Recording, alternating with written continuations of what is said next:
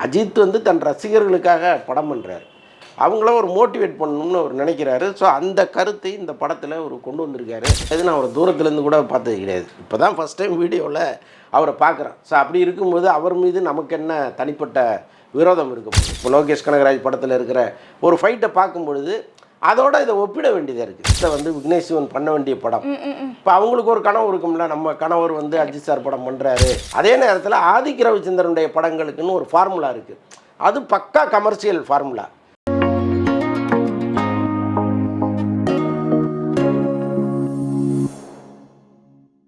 GeM cinemas நேயர்களுக்கு வணக்கம். நான் உங்கள் விஜய் ஷிஜா. இன்னைக்கு நம்ம கூட வலைபேச்சு அந்தணன் சார் இருக்காரு.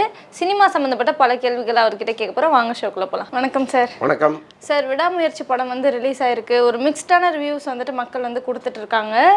ஒரு சில பேர் வந்துட்டு படம் வந்துட்டு ஒரு மாதிரி என்ன அஜித் சார் போய் அடி வாங்க வைக்கிறாங்க அப்படின்ற மாதிரி இருந்தாலும், சில பேர் வந்துட்டு என்ன ஹீரோனா வந்துட்டு அடிக்க மட்டும் தான் செய்யணுமா, அடிலாம் வாங்கக்கூடாதா அப்படின்ற மாதிரி ஒரு மிக்ஸ்டான வந்துட்டு ரிவ்யூஸ்லாம் வந்துட்டு இருக்கு. உங்கள் பாயிண்ட் ஆஃப் வியூலேருந்து படம் எப்படி இருக்கு? இல்லை, நம்ம பாயிண்ட் ஆஃப் வியூலேருந்து நிறைய நம்ம பேசிட்டோம். பட் என்ன இருந்தாலும் அஜித் ரசிகர்கள் அதை ஏற்றுக்கொள்கிறார்கள், அவ்வளோதான். அதில் வந்து மறுபேச்சே கிடையாது. இப்போ அவங்க என்ன சொல்கிறாங்க, சார் இது வரைக்கும் அஜித் சார் இப்படி ஒரு படம் பண்ணதே கிடையாது, இப்போ வந்து அப்படி ஒரு படம் பண்ணியிருக்காரு. ஸோ அப்படி இருக்கும்பொழுது எங்களுக்கு அது பிடிச்சிருக்கு, நாங்கள் ஏற்றுக்கிறோம் அப்படின்ட்டாங்க. ஸோ இதில் நம்ம பேசுகிறதுக்கு ஒன்றுமே கிடையாது. ஏன்னா அஜித் வந்து தன் ரசிகர்களுக்காக படம் பண்ணுறாரு. அவங்கள ஒரு மோட்டிவேட் பண்ணணும்னு அவர் நினைக்கிறாரு. ஸோ அந்த கருத்தை இந்த படத்தில் அவர் கொண்டு வந்திருக்காரு. இதற்கு பின்னால் 1000 பிரச்சனைகள் இருக்குது. பட் என்ன இருந்தாலும் ஒரு ஹீரோ தன் ரசிகர்களுக்காக படம் பண்ணுறது தான் இன்றைக்கி நடந்துகிட்ருக்கு. விஜய் வந்து அவருடைய ரசிகர்களுக்காக படம் பண்ணுறாரு. தனுஷ், சிம்புன்னு எல்லாருமே அவரவர் ரசிகர்களுக்காக படம் பண்ணும் பொழுது அஜித் அவர் ரசிகர்களுக்கு ஒரு கருத்தை சொல்லணும்னு விரும்பியிருக்காரு, சொல்லிட்டாரு. அவங்க ஏற்றுக்கிட்டாங்க, அவ்வளோதான். இதில் நம்ம பேசுகிறதுக்கு ஒன்றும் கிடையாது. Okay sir. இப்போ வந்துட்டு உங்களை பற்றி பல பேர் வந்து படத்தில் வந்து ஸ்டண்ட் மாஸ்டர் அவர்களும் பேசியிருக்காங்க, டைரக்டர் ஆல்ரெடி பேசியிருந்தபோது இப்போ ஸ்டண்ட் மாஸ்டரும் பேசியிருக்காங்க. இந்த மாதிரி நீங்கள் வந்து வேணும்னே வந்து படத்தை வந்துட்டு இந்த மாதிரி பேடாக ரிவ்யூ கொடுக்குறீங்க அப்படின்ற மாதிரி. அதுக்கு உங்களோட பதில் என்ன? இல்லைங்க, ஸ்டண்ட் மாஸ்டர் சொன்னதில் நமக்கு வந்து ஒரு கருத்து இருக்குது. என்னென்னா, இப்போ நமக்கும் அவருக்கும் எந்த தொடர்பும் கிடையாது. நான் அவரை தூரத்துலேருந்து கூட பார்த்தது கிடையாது. இப்போ தான் ஃபஸ்ட் டைம் வீடியோவில் அவரை பார்க்குறேன். ஸோ அப்படி இருக்கும்போது அவர் மீது நமக்கு என்ன தனிப்பட்ட விரோதம் இருக்க போகுது? நம்ம வந்து ஒரு அனல் அரசு ஃபைட்டை பார்க்குறோம், ஒரு அன்பறிவு ஃபைட்டை பார்க்குறோம், ஒரு திலீப் சுப்ராயம் ஃபைட்டை பார்க்குறோம். இப்போ லோகேஷ் கனகராஜ் படத்தில் இருக்கிற ஒரு ஃபைட்டை பார்க்கும் பொழுது அதோட இதை ஒப்பிட வேண்டியதாக இருக்குது. அடடா, இன்னும் பிரமாதமாக இருந்தால் நல்லா இருக்குமே. இப்போ நம்ம ஒன்று எதிர்பார்த்துட்ருக்கோம், அஜித் வந்து அடுத்து இதுதான் பண்ண போகிறாருன்னு. அது நடக்காதப்போ நமக்கு ஒரு வருத்தமாக இருக்குது. என்னடா இது, இந்த ஃபைட்டை இன்னும் கொஞ்சம் நல்லா பண்ணியிருக்கலாமேன்னு. அது வந்து ஒரு விமர்சனம் தானே தவிர நம்ம தனிப்பட்ட தாக்குதல்லாம் உண்மை கிடையாது. இப்போ அடுத்த படம் குட் பேட் அக்லி அவர் பண்ணியிருக்கிறதா சொல்கிறாரு. அந்த படத்தில் பிரமாதமாக ஃபைட் பண்ணால் சூப்பராக இருக்குது ஃபைட்டுன்னு நம்ம கைத்தட்ட போகிறோம், அவ்வளோதானே. இப்போ இந்த கருத்தை கூட சொல்லக்கூடாதுன்னா நம்ம என்ன பண்ண முடியும்? இப்போ என் பார்வையில் அது இப்படி இருக்குது, நான் சொல்லியிருக்கேன், அவ்வளோதான். இது வந்து நீங்கள் விமர்சனமாக தான் பார்க்கணுமே தவிர இது நீங்கள் தனிப்பட்ட வன்மமாக பார்க்குறதுக்கு இதில் என்ன இருக்குதுன்னு எனக்கு ஒன்றுமே புரியல. அவர் ஏதோ சொல்கிறாரு. பட் சரி, ஒரு பெரிய ஸ்டன் மாஸ்டர், ஒரு தேசிய விருதெல்லாம் வாங்கினவர், அவருக்கு ஒரு வருத்தம் இருக்கும். என்னடா நம்ம கம்போஸ் பண்ணதே உனக்கு சரியில்லைன்னு சொல்லிட்டாங்களேன்னு ஒரு வருத்தம் இருக்கும். அது தொடர்பாக உட்காந்து பேசுகிறார். பட் அவர் வருத்தத்தையும் நம்ம வந்து தவறுன்னு சொல்ல முடியாது. ஏன்னா இப்போ நீ சரியாக பேசலை அப்படின்னு என்ன யாராவது சொன்னாங்கன்னு வைங்களா, நிச்சயமாக உள்ளுக்குள்ளே ஒரு வருத்தம் இருக்க தானே செய்யும். இவர் என்ன சொல்கிறதுன்னு தோண தானே செய்யும். ஸோ அந்த மாதிரி எங்கேயோ போய் அவர் வருத்தத்தை அவர் பதிவு பண்ணுறாரு. பட் இருந்தாலும் இந்த படத்தை பார்க்கும் பொழுது நம்ம இன்னும் அது வந்து ஒரு லோகேஷ் கனகராஜ் படம் மாதிரி இருக்கணும்னு நினைக்கிறோம். ஸோ அதனுடைய ஏமாற்றத்தை தான் நம்ம அங்கே பதிவு பண்ணுறோமே தவிர நம்ம தனிப்பட்ட கருத்தெல்லாம் ஒன்றுமே கிடையாது. அவர் மீது அவருக்கும் என்ன இருக்குது? ஒன்றுமே இல்லையே. Okay sir. இப்போ 4 நாட்கள் கிட்ட அடித்த படம் ரிலீஸ் ஆகி இப்போ வரைக்கும் எவ்வளோ கலெக்ஷன் வந்திருக்கு ஒரிஜினலாக? இது வரைக்கும் தயாரிப்பு நிறுவனம் சொல்லலை.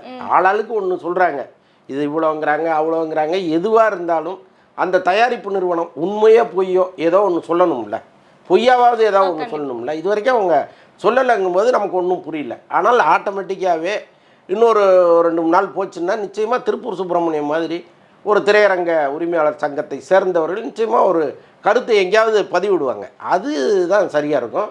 அது அவங்க என்ன சொல்கிறாங்கன்னு நம்ம வெயிட் பண்ணி பார்ப்போம். ஏன்னா இப்போ நம்ம கேள்விப்படுறது ஒன்றா இருக்குது, பட நிறுவனம் என்ன நினச்சிட்டு இருக்காங்கன்னு தெரியல. இது வரைக்கும் அவங்க ரொம்ப அமைதியாகவே இருக்காங்க. இப்போ இந்த பேட்டி நம்ம பேசிகிட்டு இருக்கிற இந்த நிமிஷம் வரைக்கும் அவங்க அமைதியாக இருக்காங்க. ஒரு கலெக்ஷனுமே அவங்க போடலை. எப்போவுமே முதல் நாள் கலெக்ஷன், 2வது நாள் கலெக்ஷன், 3வது நாள் கலெக்ஷன்னு தயாரிப்பு நிறுவனம் போட்டுட்டு வரதை நம்ம பார்த்துருக்கோம். அப்போ அவங்க போடாமல் இருக்கும் பொழுது நமக்கு 1000 சந்தேகங்கள் வருது. பட் இருந்தாலும் அவங்க போடுவாங்கன்னு நான் நம்புகிறேன். பார்ப்போம் என்ன சொல்கிறாங்க. ஓகே சார், அஜித் சாரோடைய அடுத்த படம் என்னவா இருக்கும்?